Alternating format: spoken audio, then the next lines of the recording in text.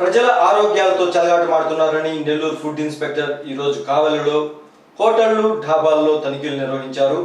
ఈ తనిఖీల్లో భాగంగా కావలి పట్టణంలోని ఆర్కే ఢాబా పరిస్థితులు ఏమాత్రం బాగాలేవని, పరిసరాలు శుభ్రంగా లేవని, చికెన్ నిల్వ ఉండడంతో చికెన్లో రంగు కలిపి ఉండడం, ఆ ప్రాంతంలో ఎలుకలు తిరగడం గమనించామని, ఇటువంటి అపరిశుభ్రత వల్ల ప్రజల ఆరోగ్యానికి హాని కలుగుతుందని, ప్రజల ప్రాణానికి ముప్పు వాటిల్లుతుందని డాబాను సీజ్ చేసినట్లు జిల్లా ఫుడ్ ఇన్స్పెక్టర్ తెలిపారు.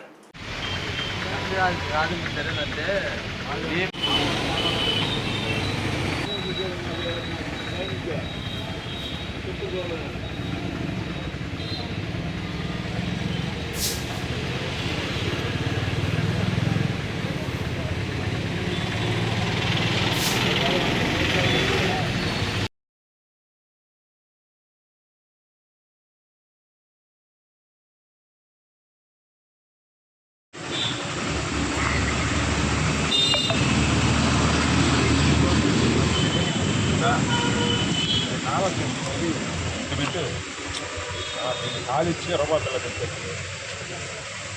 రూపాయి పిల్ల పెట్టి కాదు, రూపాయి పిల్ల పాట అది ఇంకొకరు ఎవరు